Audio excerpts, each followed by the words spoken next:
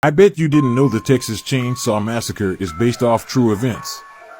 I am Bubba Sawyer, but you may know me as Leatherface. I was born into a deranged family of cannibals and sadistic killers living in a remote Texas farmhouse. My mother was a quiet woman, but my father was a monster. He was an abusive alcoholic who would beat my mother and us kids whenever he got the chance. As a child, I was always fascinated with the animals that my father would bring home to slaughter. I would watch as he killed them, and I felt a strange sense of satisfaction. I didn't realize it at the time, but that was the beginning of my descent into madness. One day, my father brought home a chainsaw. It was a massive tool, and I was in awe of it. I begged my father to let me use it, and he eventually gave in. From that moment on, I was hooked. I would spend hours on end, cutting through trees, and anything else that I could find. The sound of a chainsaw was like music to my ears. It was my escape from the reality of my life. But it wasn't until my father died that I truly lost my mind. I inherited his house, and I turned it into my own personal slaughterhouse.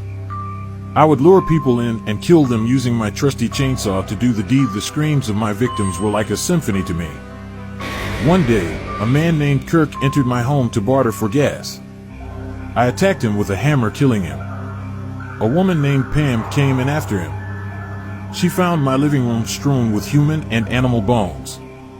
I grabbed her, impaled her on a meat hook, and dismembered Kirk's body with my chainsaw as Pam watched. Jerry came looking for them both. He found Pam's nearly dead, spasming body in a chest freezer. I killed him with a hammer.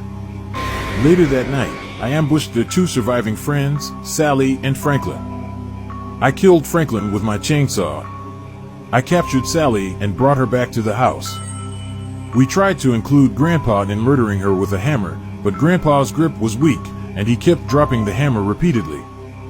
Sally broke free and ran onto our road in front of our house, pursued by my family. The truck driver attacks me with a large wrench, injuring me, and escaped on foot.